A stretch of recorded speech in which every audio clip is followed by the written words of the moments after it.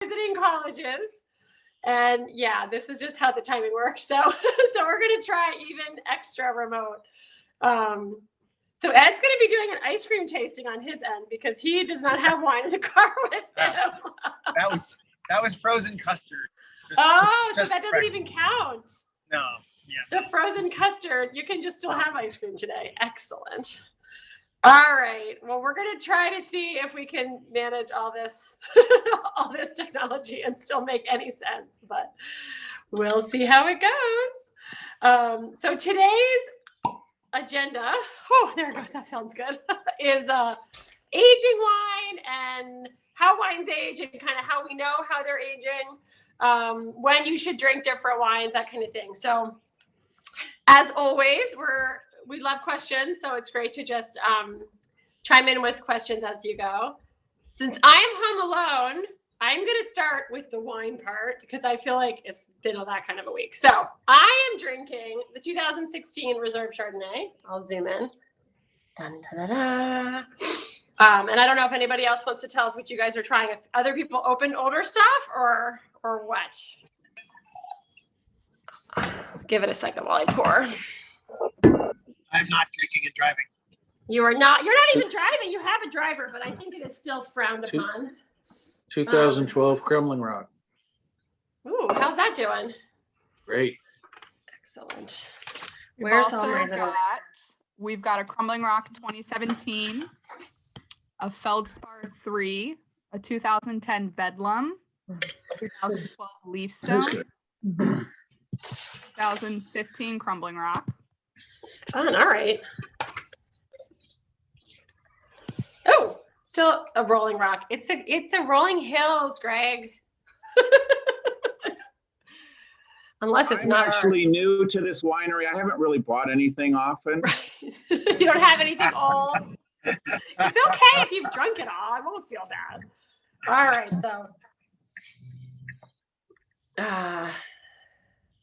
so this one, so 2009 Crumbling Rock. Let's see, that's maybe the oldest one we have going on here as I look through the list. 18 Bedlam. You need to drink tonight. Correct. There you go. All right. So that reminds me. All right, let me taste this wine and see what I think.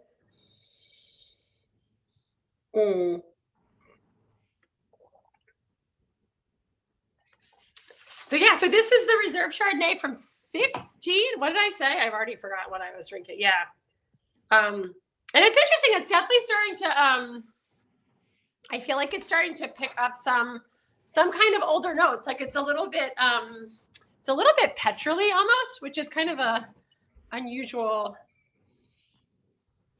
I feel like a little less common in Chardonnay, but it's got a lot of nice weight and it's still pretty fruity. It's still pretty good. So I would say it's still in the sweet spot. Let me see what the chart says, and then we'll see if I'm right to think it's good to drink still. Where's the reserve on here? Yep. Still right.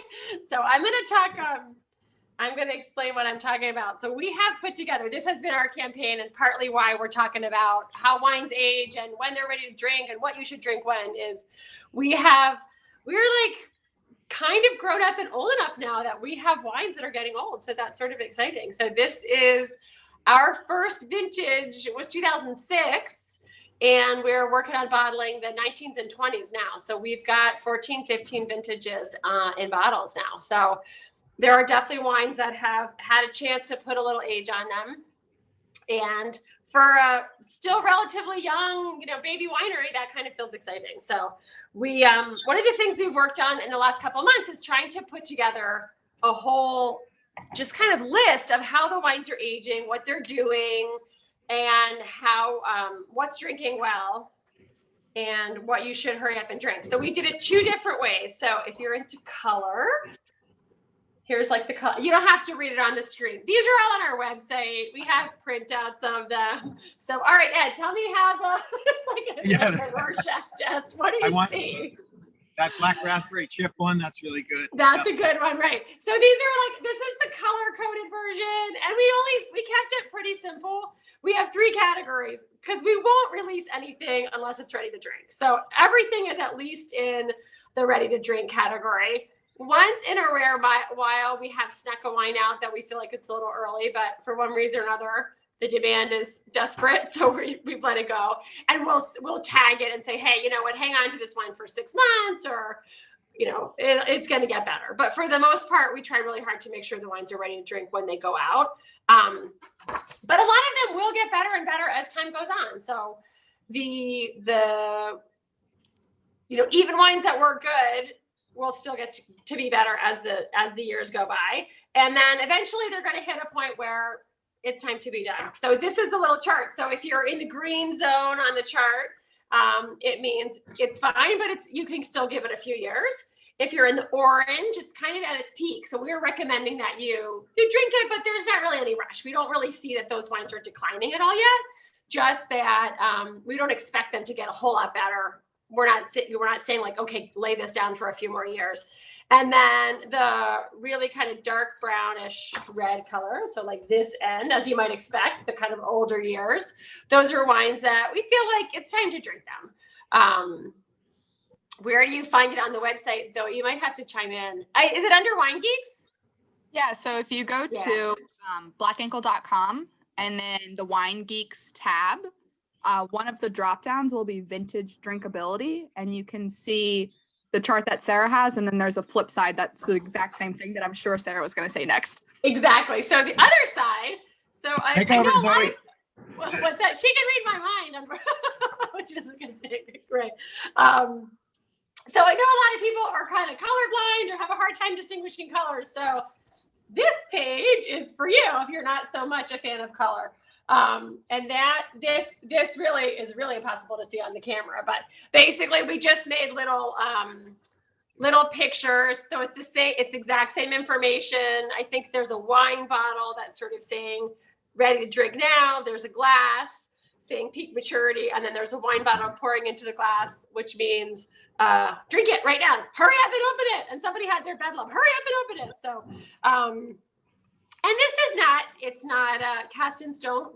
Ed and I really don't have a chance to drink the old wines that often. So some of this is just based on what we know the wines were like before, what we hear from people as they drink them, and what we've seen wines from similar vintages, how we've seen them behave. So because we can't go back and drink, all 14 of, what do we have on here, about 30 different wines that regularly. So there's a little bit of estimating going on, and wines will come and go a little bit. And that is kind of one of the funny things about the way wines age is wines will sometimes be in a good spot and then they'll get a little cranky and then they'll get good again. We talk about kind of like toddler years and then adolescence, and then they kind of grow up and are lovely. Ed, do you want to chime in a little bit about that, kind of what that cycle is like? Yeah, there are a lot of wines that go through a really funny cycle of being really good young, and then kind of getting dull and boring for a year, 2 years, 3 years sometimes, and then they come back out of it and blossom, and they can be beautiful. So it's really hard to tell. Sometimes we taste them enough that we know that sometimes, hey, this wine was really nice and really complex, and it seems a little simple now. It's probably shut down, I guess is the word people use a lot, and then we need to wait a little while for that. So if we find some of those wines, we might need a fourth color, I guess, to put in there to say to people, hey, wait a year. Hang on, yeah. This is gonna come back. So they're really living, breathing things that, though, maybe that's a exaggeration, but at the same time, if you put it in a completely sealed bottle with no air or anything, the wine doesn't develop, it doesn't get better, and it will eventually just go bad. So they really do need to breathe a little bit and kind of change over time. It's one of the neat things about wine. Yeah, and that just to follow up on that, breathing and changing, it's one of the questions we get a lot, and is what do we think of screw caps? What's the difference with corks? Why would you choose one or the other? And for wines that you want to see kind of continue to develop and breathe and change, the cork is still probably the best closure, because when you bottle a wine with a screw cap, and we are going to actually try it out this year for a few, which I will get to later, what you put in the bottle is what you're going to have. It's not to say it won't change at all. It's possible to change, but the changes are going to be very subtle and very slow, because you don't have that kind of, you just have much less of an oxygen transfer. With cork, because it is porous, you get a little bit of oxygen over time, but it's so slow that the wines can really develop over time. So that's why, and I know we do talk about wine as being like breathing and alive, and I don't know, it does sound a little magical maybe, but they really do change over time. So for us, most of our wines, we kind of feel like are built to age, or built to have the potential to age, especially the reds. And so we have generally stuck with cork. We are going to try to use some screw caps for our rosé. We're making a rosé this year, which is all ready to go as soon as we figure out how to get the screw capper working, and which is in process. It's been a long week of technology. And then we're going to try the Passeggiata this year too, because as we always say with Passeggiata, some of those are actually kind of developing and getting interesting, the older ones. But the idea with Passeggiata is just a wine that's very approachable, very food friendly, but it's not built to age. The idea isn't that it's going to continue to age and age. Steve, I think, sent out a question which said, what is the taste profile of a young wine and that would likely mature well? And it's the big thing, and I guess I'll do my thought, and then Ed, if you want to chime in, or if you want to go first, I'll chime in after. But No, go ahead. okay, so I think the profile of a wine that's going to age well is really about kind of structure and tannin and depth of wine, I guess I would say. So when you have something that is just generally lighter in all ways, it's less likely to age well.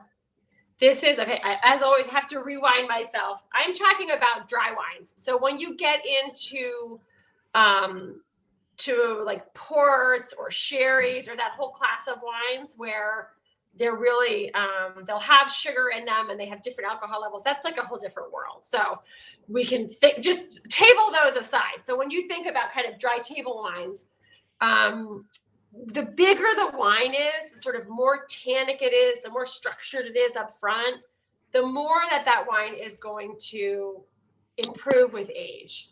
And a lot of it is because the tannins soften and develop and kind of smooth out over time. So tannins are basically like very small molecules, and they are when they're young, they're relatively kind of short chains, and they're very feelable in your mouth. Your sense receptors, there's like your little sense receptor in your mouth, and there's the tannin, and they fit together perfectly. So you have a very strong sense of them. And that's why people talk about young wines being astringent or being super harsh sometimes. Like you get that very strong reaction to them. Over time, and this again is one of those cool things in wine that is backwards, or to me is counterintuitive, but when you understand it, it sort of makes sense. As those tannins sit in the wine and are exposed to a little bit of oxygen, and some of those chemists out there could explain a lot better than I can technically what's happening, but for practical purposes, they start to glom together and they create these long chains. They kind of make like a polymer chain, and the bigger the chain gets, the less able your mouth is to sense it. So you have this little sense receptor, and then suddenly when the chain is big, it can't get inside, so it kind of just like slips right over it.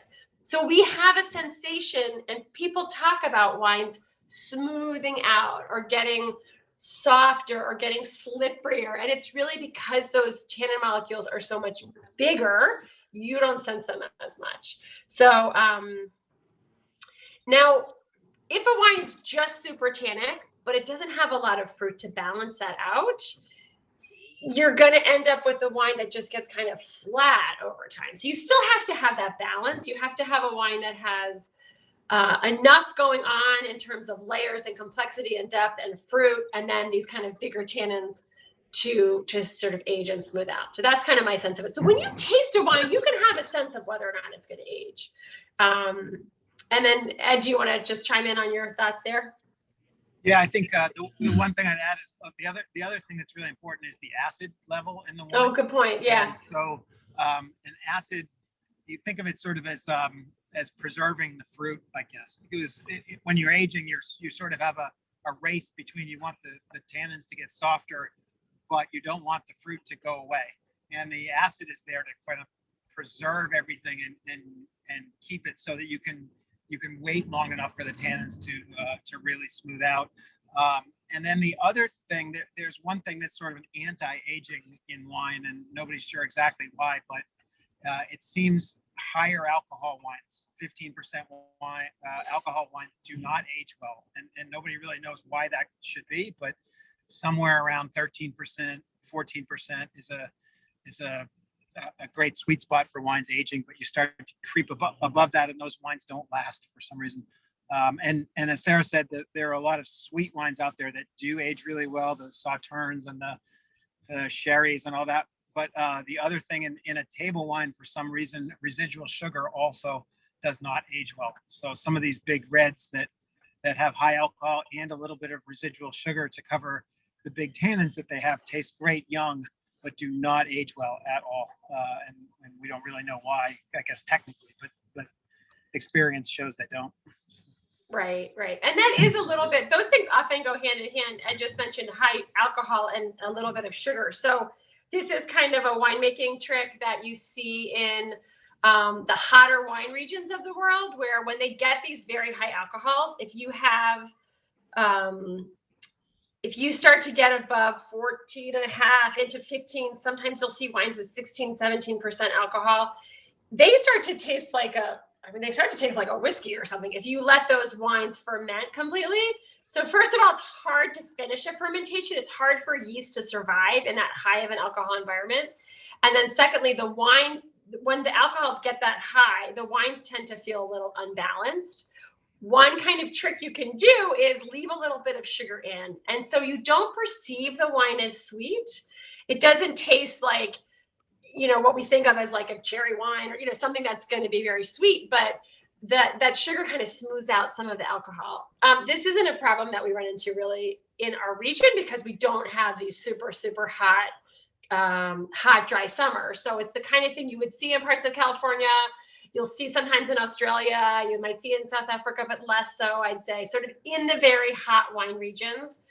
And the amount of alcohol in a wine is just a direct result of how much sugar was in the grapes when you pick them. So there's a little bit of flexibility on that. There are some yeasts that are more efficient in that some yeast will make more alcohol from the same amount of sugar, and some yeast will make less. But it's very much at the margin. It's like a tiny parts of a percent as far as what they can affect. So I think that's one of the reasons that you see these really high alcohol wines. They've got a little bit of sugar in them, and it's like a double whammy on why they'll have tons of flavor and interest, and then they just kind of fall apart. They just get kind of boring. So that's just kind of. And there's a related question about our 2010s. Which is the highest alcohol vintage we've had. Those wines were in the upper 14s, some of them. And we thought they would not age as well. So far, so good. They're aging pretty well. And I think because even though we had the high alcohol, we also had really high acidity in those wines. And it seems to be protecting them. But it's going to be fascinating to see how well they age versus some of the other ones we've made that are lower alcohol. So far so good, but don't really know. So yeah. And there was while you're at it, there's another question about corks and how corks don't age that well. And you're correct. That is one. True. They have a 20 or 30 year life expectancy, something like that. And so a really old wine actually needs to be recorked. And there are specialists around the world that, for really expensive bottles of wine, specialize in doing that, or you can send it back to the wineries and they'll do it. But the corks do disintegrate. We keep a It's a wine opener called an Asso. If you've ever seen it, or I'm sure y'all seen it. It's the one with the two prongs.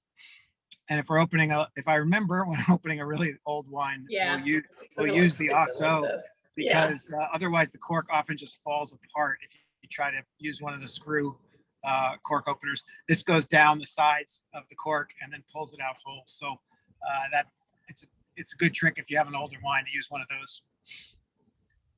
Yeah, if you got a double magnum, if you ordered your fancy 2019 Crumbling Rock double magnum, they come with an Asso, not because the cork won't last, although we'll see how long you hang on to it, but because the corks are extra big for those big bottles. The corks are big, and a normal corkscrew will struggle with it. But it is a good trick because when you use that, you just slide it right through the sides of the cork, so you don't start the cork cracking process. And so that just makes, even if it's starting to disintegrate, you're that much more likely to get it out in one piece. And it is cool. There's a whole industry of recorking very old wines, and they bring them into a room and they're submerged in nitrogen and very protected. And it's kind of a crazy thing. And it's only done under pretty special circumstances because you do put the wine a little bit at risk. You are changing its environment. So anyway, it's kind of a fun thing. I think there was a question about these charts that we're very proud of our charts. I'm happy to answer questions about the charts. So they are on the website, and I think they're set up as like a PDF. They're easy to download and print. And if you're really clever, I'm sure you can make it bigger and adjust it and play with it, right? You can get out your Illustrator and change it. So they should be there. They should be pretty easy to pull, and you can hang one in your cellar. We also have printed versions. If you want us to deal with the downloading and printing, we can set you up with that as well. Yes. Okay, Barbara. Oh, Happy 35th anniversary. You said you got your double magnum. You can totally save it for your 50th anniversary. I'm counting on it. So they will definitely hang on. And that is one of the neat things about these bigger bottles, the bigger formats, is that they do age. They age longer. So again, when we're talking about this, we're talking about just the regular bottles. A Magnum will age better than or will age longer and more slowly. And it's just a ratio. It's a ratio of how much cork. So they're kind of how much oxygen to how much wine you have. And so then the double Magnum, it's even that much bigger as far as what the exposure is going to be. So they should age a very long time. Plus they're kind of fun. We got the bottles the other day and they're just like big and silly. We did have to buy a whole special corker. So it was not my most brilliant move, but anyway, it'll be fun.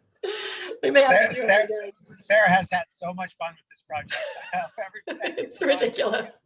She's had so much smiling fun with these big bottles and big corks. So it's pretty funny. And there was a question that Kelly had about aging whites, and we should want to skip over that too. Yes. Whites don't, as a rule, pretty much don't have tannin in them. So when you age a white, you're depending 100% on the acidity to protect the wine, and so the higher acidity in the whites usually can protect the wine forever. The sweet, late harvest kind of dessert type wines. They're very sweet. They have a lot of sugar in them, but they also have tremendous levels of acidity that you don't taste as very much because it's covered by all that sweetness, but it's there. And those are the probably longest aged wines in the world, I would guess. The things like the Sauternes and things. A couple of years ago, I read a story about somebody opening from 1811, the year of the comet. And apparently it was just fantastic. And they said it was like fresh and wonderful. It's kind of a bummer. There's probably only 4 of them in the world, and they opened one of them. But apparently it was just great. It lasted over 200 years. So that's kind of cool. I don't think our Black Ankle wines will last 200 years. But no, we're not there yet. nor will we ever know. And send us a message from wherever you are. Right. Exactly. Yeah, exactly. Those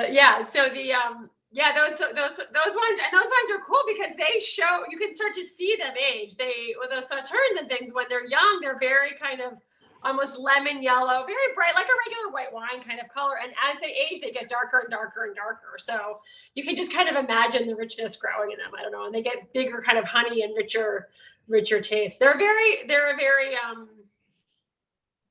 I guess a particular style. Maybe not everybody loves them, but they are, when they can age, they can be really fantastic. So they're pretty fun. I feel like there's another, the opener with the needle. Oh yeah. So I don't know, Lynn, if you're talking about why am I forgetting what the things with the needles are called? You know, The Coravin. The Coravins. Yeah. So Coravin will work with some corks and not others. With our when we did the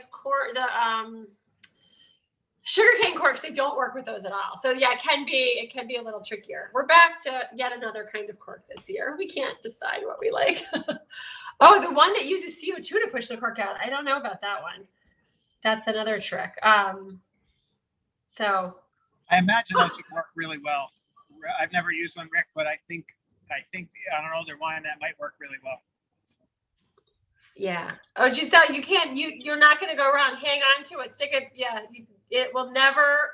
Do not toss. We'll take it off your hand if you feel like you need to toss it. No, don't toss it. It'll be great. It's getting better and better. And the darker it gets, kind of the better it is. It's a weird thing about those sauternes. So yeah, don't worry if you found one in the back of your closet. You're just lucky.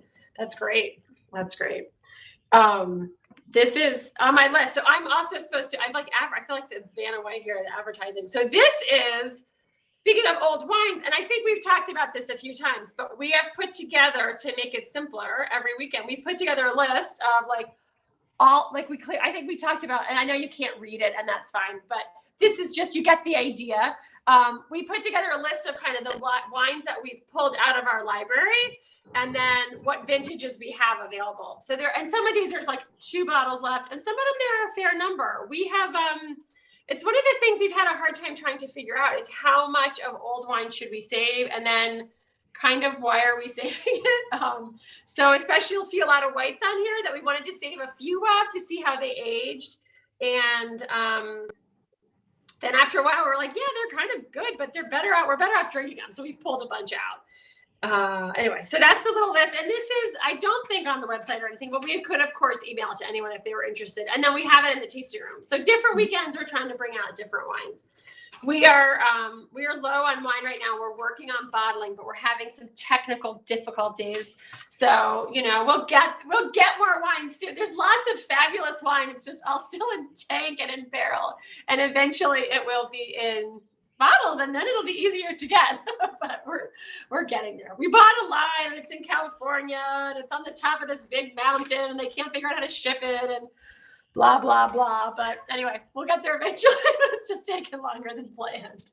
Some of you have heard us complain about it already. No, it hasn't left California yet. It's still there. Wednesday. They said they're shipping it next Wednesday. We'll see. If you want it, yes, Jean, if you want to keep up with the library releases, you're just going to have to visit every weekend. It's our evil plan. Or you could email us and we'll tell you, but never, you can pretend you didn't hear that. That's okay. That's fine. We're Sarah's been, I've been off in Ohio, and Sarah's been trying to fix the screw capper and the new filter machine that we bought and this thing and that thing, and been a mechanic all week. But we are going to bottle, we think, the Passeggiata and the Rosé soon without the line. So we'll at least have that. And then as soon as our bottling line gets here, and then we work through all of those problems, which there'll be a lot of, we will be able to bottle some really, really nice wines. The 2020 whites and 2019 reds that we have sitting there, they're great. So we're really anxious to get them in bottle and get them out to you. There you go. We'll get there. I know. We can bottle them. Believe me, I'm tempted to just get the funnel and the hammer. We have a corker. We have a hand corker, but it's one at a time. So it could be, yes, or straws and barrels. We'll come up with something. We'll get there. So I'm just reading through the questions that we have here. So are all wines getting better with age? No, I don't think all wines get better with age. I think, and generally, we've covered it a little bit, but generally I would say like your lighter white wines for us, like rosé in general, it's just made to drink. It would be fine after a couple of years, but it's not going to get better.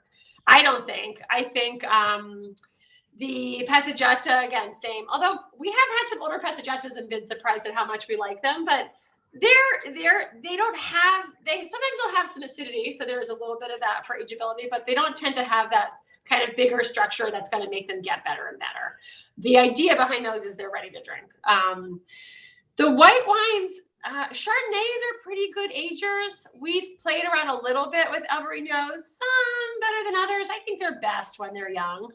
And they're different. It's interesting to try some of the old ones, but I like them. I like my wine in general. I like my wine kind of young. The Gruners we've also played with trying to see how they age. But also I think probably in terms of ageability for the whites, I would say Chardonnay the best, Gruner second best, and Albarino maybe best to drink the soonest. Viognier, where would you stick Viognier in there, Ed? Probably between the first two. Well, yeah. It depends. It's somewhere in the middle. What's interesting is the Bedlam, to see how that would age, because nobody we know makes a wine like that, and it's got a little lower acidity than the other whites, but it actually has a little more tannin in it because of the way it's made. So that would be fascinating. We should do a vertical tasting of Bedlams one of these days and see how it's. Well, somebody's drinking a 10 right now. Who has the 2010 Bedlam? If you feel like chiming in, you can see how it's tasting. But yeah, it would be interesting to see what they do because they are different. No, we'll see. All right. That's next week. When the bottling line gets here, we'll celebrate with an old Bedlam. How about that? There you go. The old Bedlam. I'm reading through the old questions on here. So their premium wines seem to be able to age for a longer amount of time. What's a good ballpark of time before they're mature and ready to drink? So this is really a subjective question. So I would say for sure, it's one of the distinctions when people say, what is the difference between the Syrah and the Leaf Stone, or the regular Syrah and the Fillate, or the or like Rolling Hills and Crumbling Rock. One of the differences is that the kind of premium wines are made to age longer. How long? 5 to 15 years? How's that for a very firm answer? I mean, we just did last weekend, we did a slate vertical tasting.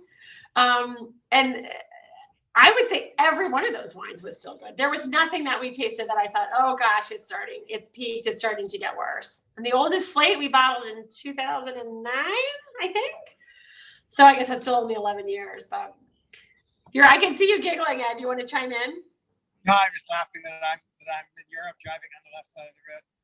Oh yeah, now you've got a driver. Poor Timmy's probably bored silly. Oh, he's got his headphones in.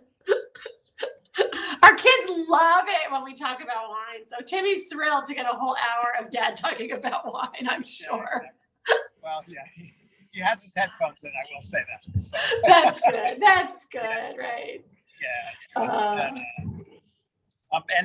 We have to talk about, thanks to Gary and Lori, we had a slate vertical tasting this week we haven't talked about yet. That was wonderful. So we got together with some customers and had a tasting of all of the slates, starting with the original slate 1 all the way through slate 6, which we haven't not released yet or are about to release, I think.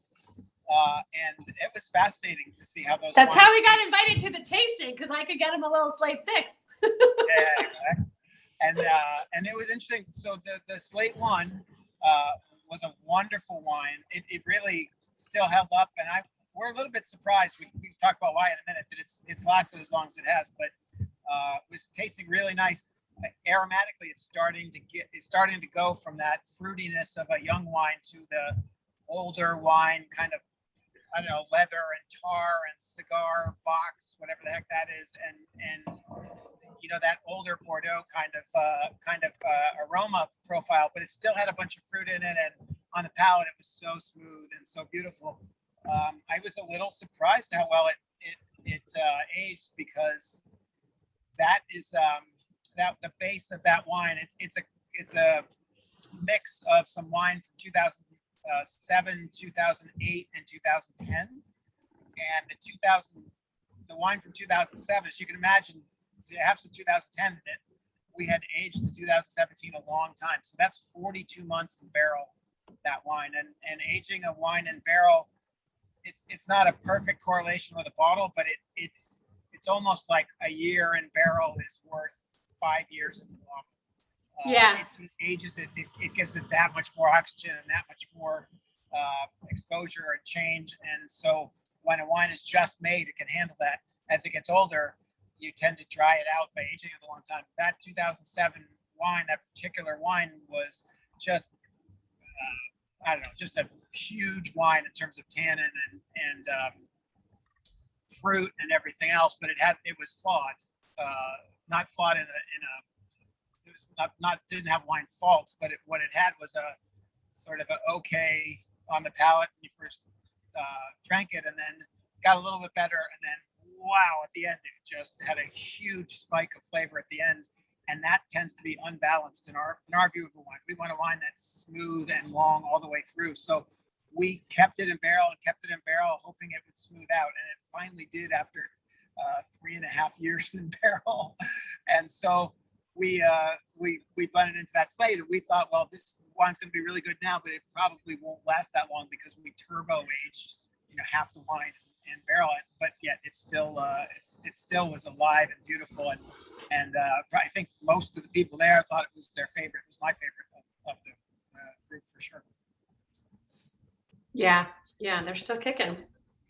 So I'm just going through my list of questions. So the best temperature to age wine at, and then how should you age your bottles? I mean, the best temperature is not too hot and just even. So I guess ideally it would probably be 52 degrees and cave temperature, and that's great. But what wine really doesn't like is up and down and up and down, and it doesn't like very warm. So I would say over 75 maybe is kind of a disaster. I mean, it can get there, but you don't want to stick it like behind your furnace in the warmest spot in your house. You don't want to put it somewhere that's like, I wouldn't put it in my garage where it gets hot in the summer and cold in the winter. That kind of thing will just make it age too fast. Wine isn't super picky. It's not like beer where if like it gets hot and cold, it goes funky. That's more about the can. Maybe wine in a can is. I don't know anything about aging wine in a can. I'm not sure that's even a thing. I think that's because there is no aging wine in a can, right? Yeah. No. But so steady temperature is great. If you really have a lot of wine, you really want to age it a long time, it's great to have a perfect climate controlled environment. If you have a spot in a corner that just doesn't get shaken around a lot and the temperature doesn't swing like crazy, that's a fine place to age your wine. If you have a basement is great because generally they tend to be kind of pretty stable temperature. And then again, if it's possible to age it on its side, it is worth doing. It is better to age it on its side. Again, it's not absolutely crucial, but it does help. And part of the reason is that the aging on side, the wine is touching the cork and it keeps the cork hydrated. So the big issue with wines kind of failing artificially early is if the corks dry out, the water, the moisture in the cork is what helps keep it big and open. And if it gets really dry, it'll start to shrink, and then you'll have leaking and you'll have too much air. Even before you can see a leak, you'll have too much air coming in and the wine will kind of artificially age. Humidity in the room is fine. The biggest issue with humidity in the room in which you age wine is that the labels might get funky, but the wine itself would be fine. It shouldn't matter. So I think the cases you don't fit in wine racks, yeah, you can flip them upside down. That works fine. You can just be careful. They're upside down when you pick up the case. And most cardboard cases, if you have them closed, you can lay them on your side. I just set cardboard cases on their side and call them a wine rack sometimes when we have high inventory at home. Most of our wine we keep at the farm, but once in a while we'll do big shopping trip. We have one little tiny wine rack in our basement, and sometimes it gets overfull. So that works pretty well. The best temperature on their side. Do we have a way of keeping track of when to drink wines that you're cellaring so you don't miss their peak? I know there are all kinds of cool, I should put like Bill and Debbie on, or the Kramers. I know people do have, there are databases, there are apps and stuff. We don't have one or use one. Ed used to have like an Excel spreadsheet, like in the olden days before there were apps, like. I'm where he so was ahead of my thinking, time. so ahead of your time. We're so still That behind. that was way too much work. And it was, Yeah, I think there are fun ones now. Yeah, okay, seller tracker. And we actually don't have that much. We have a lot of wine, but it's all one kind. We don't have tons and tons of old stuff that we're aging. So I don't know. I guess seller tracker sounds like a good option. A couple of folks have chimed in with that. Yeah, I see 3, 4 votes. So that's great. And I think you can, I think it is a fun way to keep track of what you got and you can, a lot of them you can keep notes on it. So we talk all the time about, like, when people ask, how long can a wine age? And, our big answer is like, it's controversial, and that's because it is very much a matter of taste. So when a wine is young, it's going to be kind of bigger overall. You're going to get more noticeable tannins, more noticeable fruit that tastes like, maybe not quite fresh fruit, but almost like fresh fruit. You're really going to get that. As the wine ages, those things soften, and you pick up, like Ed was just talking about in the slate, you start to pick up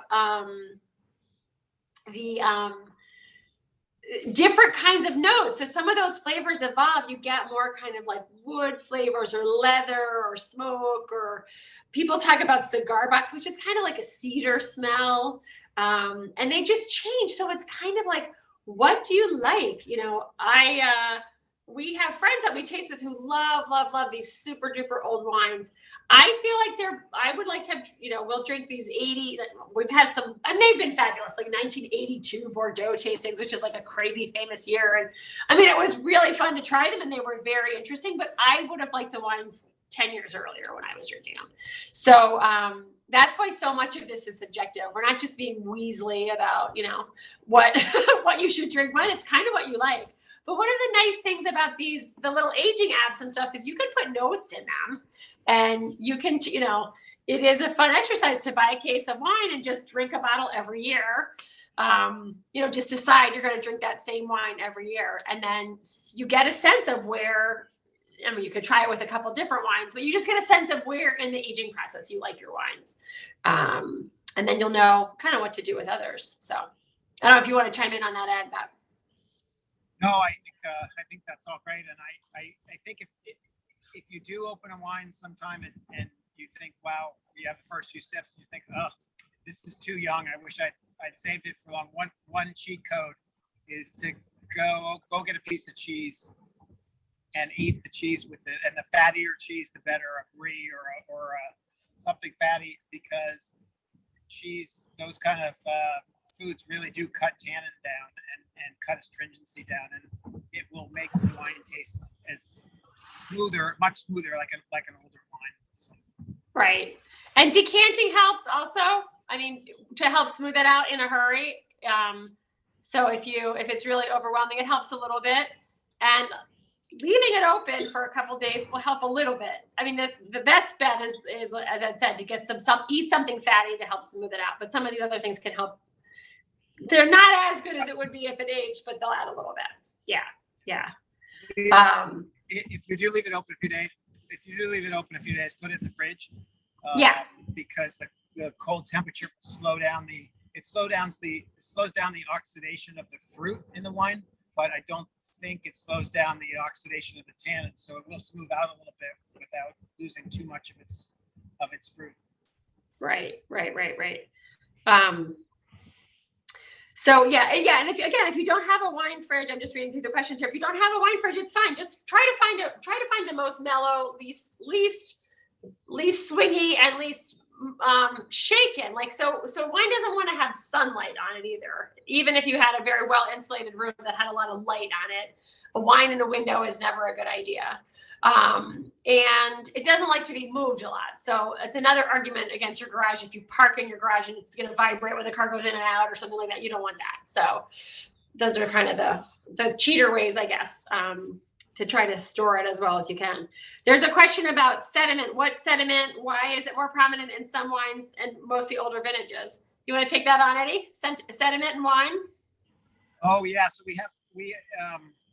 yeah, that's a good question. So the sediment, first of all, it's really a good sign of aging. It doesn't mean bad things at all for the wine, but it's a lot of it is the just literally sediment it's in the wine, but you can't really tell.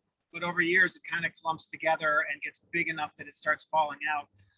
Around 2012, I think it was, we used to bottle our wines with just very basic filtration.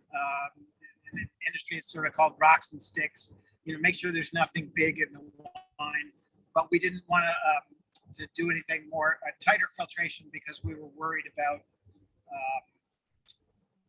filtering out color or flavors or aromas of things, which can happen. So that was our philosophy for years. Lucienne always said, "Yeah, you're crazy. The filtration is fine. It's much better than it was years ago. It doesn't really strip anything out of the wine, and you're much safer because it does take out spoilage bacteria and spoilage yeasts and things like that." And so we were a little hesitant to try it. And a couple of our 2008s, particularly our Syrahs, we got a little bit of Brettanomyces, the infamous Brett, developed a few years after we bottled the wines. That means that there was a little bit of that spoilage yeast in there, and it started blooming in the wine, and it sort of takes over the flavor profile. Some people love it, some people don't, but it changes the wine. So we decided it's harmless. I mean, it's harmless to you. It's not like dangerous or anything. It just doesn't taste right. Just saying. Yeah. No, it's not dangerous at all. It's just. In fact, there are critics there are wine critics who can't really taste it well and who love old wines with Brett. It's kind of crazy. Whole other story there. But so we decided we would start filtering the wine much more tightly. More tightly, you get less sediment in the wine. So because our wines since about 2012 have much less sediment in them because you're filtering out some of those impurities, I guess you would call them. So, and that was one of the things that Sarah was playing mechanic with today was our new filter that we just bought and trying to get it going. So. Yes, lots of filter fun. We got a new fancy filter, and once we know how to use it, it'll be great. But right now, it's got a lot of stuff we have to figure out. So that's good. And I'm just going to recap. It looks like Jack put out a story about just tasting some older wines and how when they first opened that, they opened a bottle of wine and they first opened it and thought it was bad. And then later in the evening, they came back to it and liked it a lot more. And that can definitely be true as you're dealing, especially, I mean, with any wine, but particularly as you get into the older wines. Sometimes they just need a little bit of time. And I think that's where this whole idea of, do you need to, take the cork out early and give it some time to breathe. I think that's much more applicable as wines age, that they're going to want that time where the first blast of oxygen kind of freaks it out and then it integrates it over the course of some hours. So if you have a wine that just tastes, if it starts to taste like vinegar, the air is only going to make it worse. But if it just tastes kind of dull or muddy or just like not a lot going on, just give it some time. It may not come back, but it very well may. And that's true of vintages as well. If you have, Ed talked earlier, we talked a little bit earlier about how wines go through these ups and downs when sometimes they go through a dull phase. And how you can tell if your vintage is in a dull phase versus has peaked and gone downhill is kind of what is happening. So if it just used to have a lot of interest, used to have a lot of layers, and it just seems muted, like you smell it and you don't get a lot out of it, or you taste it and it's just kind of like one flavor, that wine is probably coming back. If you see a lot of real orangey color or you start to get vinegar taste, then that wine's just getting old. Like that's, I guess that's a hint to say whether you need to quickly open all the other ones of that vintage or you should just let everything else sit for a while. You want to add anything to that? Yeah, great. So I think, did I cover our 82s lately? And they were very nice. The chemistry makes, oh, I don't know how to answer it. The chemistry that makes an old wine, or a wine old, the actual chemistry of what's going on. Well, I mean, I think mostly that maybe it's not chemistry. A lot of it is the wines will get spoilage bacteria that just eventually turn. I don't know. You knew, good point though. The fruit must be going somewhere. Yeah. I'm not sure. I think it's just the tannin chains get so long, they just start to get kind of flat. I don't know. I mean, wine is, we always say wine is, that grape juice wants to become vinegar, and wine is just sort of a way station along the way. And we try to keep it there as long as possible, but that's what it wants to do, or it wants to become. It wants to go vinegar. And so we're just trying to hold it as long as we can. And that's not infinite. Unfortunately, it would be pretty cool if we could figure out if we could hold it. Right. So. Yeah, the extent to which we, and I don't mean just Ed and I, although we're probably on the low end, but the industry overall really understands the chemistry of wine is kind of tiny. It's shocking how much work is done trying to understand like what's going on in different wines and what are all the chemicals happening in there. And because you'd think that if you could figure all that out, we'd save ourselves a lot of trouble with all this growing and weather. And we had 4 hailstorms today, but so far we again, as an industry, don't have a clue how to make it artificially. We still have to go through the hard process. So maybe someday. I think Rick had a question. We have our vines. Sorry, go ahead. Yeah, a few years ago, some researchers in Japan decided to do a chemical analysis of a bottle of Chateau Lafite and analyze everything in it, and then try to recreate it by adding all those things together. And so they somehow use, I don't know, spectrometry or something, and they think they identified everything in the wine. They added it all together, and then they tried it. Apparently, it was just terrible. And so, it seems like you could come up with some kind of cocktail, but I don't know. There must be more going on there than we understand. Thank goodness. Otherwise, we'd be out of business. Yeah, could be. I feel like there was another. Oh, the vines. No, the vines are safe. I know it's gonna frost tonight. It's very cold. Our tasting room staff brought all the beautiful flowers that they planted inside, but the vines are not really even swelling yet. So luckily we're still fine. Vineyard wise, it's okay. And I'm not kidding. It hailed. We had a huge hailstorm today. I mean, not, the hail balls were still probably only this big, but lots of them. It looked like it had snowed for a minute there, but the vines are still like super tough mode, I guess. So we're still okay with that, which is a good thing because some crazy weather going on. So Nicole, you're getting all kinds of props. Can you sign your own props about how good of a job you're doing? Go you. So, and she's great. I know, it's fun. I get distracted watching Nicole sometimes and then I forget what I'm saying. The world go by. Yeah, no, we've been driving through Ohio today, most of the day, and it's been snow squalls all day long. It started in the morning. It's all afternoon. We got another one here. Crazy weather. And it's all coming to Maryland, I think. It's all coming? Great. Yeah, no, we had bright sun and hail like on and off all day. It was crazy. So I think we're heading to the end of our hour here. So I'm going to do my logistics. If I can read my phone. So let's see. Even though today's weather is making it seem a little early, we are starting our spring and summer hours because daylight savings has happened. So that just means Monday through Thursday, 12 to 5, and then Saturdays and Sundays, 10 to 6. So we'll just be open a little bit later. Oh, and are we starting Fridays till 8:30? So Fridays are back. So I guess we're counting on it being warm enough that we can start doing our Fridays again. So we'll move the music back to the evening. If we have food trucks, they'll be back in the evening. Second Saturdays will be in the evening. So everything's moving back tonight. That should be at night and today.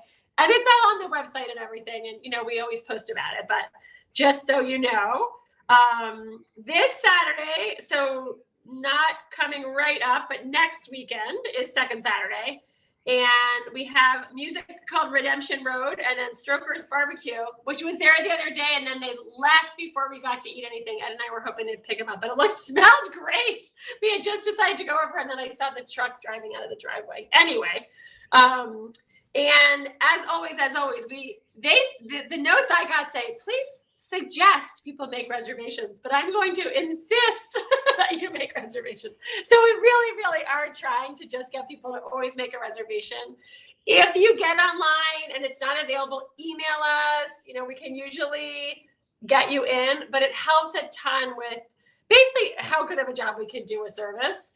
And there's a huge COVID component, but even aside from that, we do so much better of a job if we know when people are coming, and we can shuffle people by a few minutes to get them there, so we have somebody ready to take care of you. So it is, it's for us, but it's for you too, to try to have you make your reservations. And when you do that, if you want, it's not necessary, but if you want to, when you make your reservation, you can tell us if you want to have a flight, or you want to have our charcuterie box, or if you know something about what you want to have happen when you get there, we will do our best to have as much of that ready for you as we can. And again, it just saves you a little time. It's not that piece is in no way necessary, but we're happy to try to be as organized as we can for you. So, except for I just got told no flights right now. When we have flights, we have no wine. We can't do flights. Let's see. So this is more about how we have no wine. We have no wine right now, but we're working on it. We do have a little bit, but we have the vintage wine list, which is why we're partly bringing it out. Okay, and then the blending event. So that is my last advertising moment. We are doing our barrel tasting, blending workshop kind of thing. We're going to do it all virtually again. You guys are all practiced at how the virtual situation works. For this, though, the idea is that we would, you actually sign up ahead. You have to pay for it because we send you wine, and although the money is going to charity. And we will send you a bunch of samples of wine, and then we'll talk a little bit about how we approach blending, what we think about when we do blending. And then you guys will have with you, anybody who wants to do it, you'll have samples of different wines. So I just went through the list. So you'll get to try a couple different clones of the same varietal. You'll get to try the same wine, but from two different kinds of barrels. A different wine with older barrels and newer barrels, some with two different coopers. So just like a few things to play with. And then we'll talk about kind of it'll be a miniature version of what we do when we sit at the blending table. So when we sit down to blend, we might have 100 different, segments that we taste from. Your box will have 6 or 8. We won't try to do 100, but we'll taste through them and we'll talk about how we would think about that wine when we're thinking about blending. And then you'll have your own little pipettes and you can make your own blends. And then we'll just try to talk about what put it together. So it'll be fun. It'll be kind of like this, but a little more structure, I guess. And of course, questions or whatever else. Maybe we'll do breakout rooms and make people talk about what they're blending. We'll see. But that is coming up. So the actual event is April 24th in the evening. I think we said 4 o'clock, late after 5 o'clock. And, but we need to get the kits put together and shipped. So the deadline to sign up for that is April 10th, which is 10 days away because today's April 1st. So that is my list. And then next month, what are we going to talk about? I think we're going to talk about old world versus new world. That was what I'm thinking we are. But as always, we love to hear people's suggestions. So that's what we'll plan on for now, unless somebody else chimes in with something else. Any other last bits, everybody? All right, thank you all, and thanks again, Nicole. She's getting good at Ed and I talking at once and managing to keep up with both of us. So thanks, everybody. Take care. Thanks for everybody. driving, Timmy. We're driving in a crazy snowstorm now. I'm gonna look. Oh my gosh, it's nuts. All right, bye, everybody. I can see the snow. All right, bye. See you later.